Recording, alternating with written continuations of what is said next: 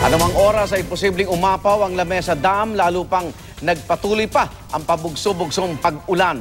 Nananatili ang red alert o rekomendasyong lumikas na ang mga nasa tabi ng Tulyahan River kung saan aagos ang tubig ng dam.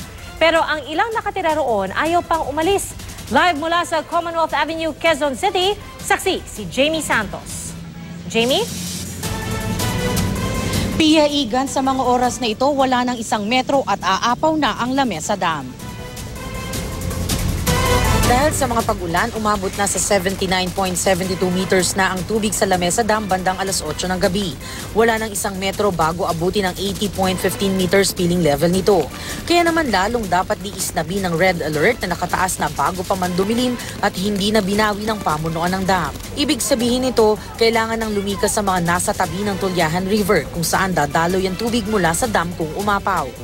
Mag-volunteer na kaysa abutin ng biglaan kasi naman yung bugso ng ulan minsan biglang 10 centimeters agad ang tinataasan ng mesa. Pero wala pa rin planong lumikas sa mga dinatnan kong residente sa tabi ng Tulyahan River sa North Fairview, Quezon City. Hindi naman daw kasi tuloy-tuloy ang ulan kaya tingin nila hindi ito aapaw at hindi sila aabutin. Okay lang, malayo pa mo. Makikita naman po eh. Pero si Ricky Pendica na nakatira sa tabi ng riprap, binabantayan daw ang ilog kung tataas. Pag tuloy-tuloy yan, sigurado na yun.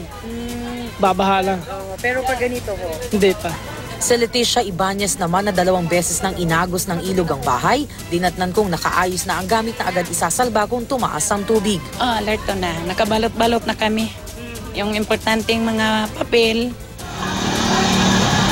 Sa Taniman area sa Batasan Hills, kahit di daraanan ng tubig mula sa Lamesa Dam, iniutos na rin ang preemptive evacuation sa 23 pamilya. Naka-alerto naman ng mga taga Rojas District na madalas ding binabaha.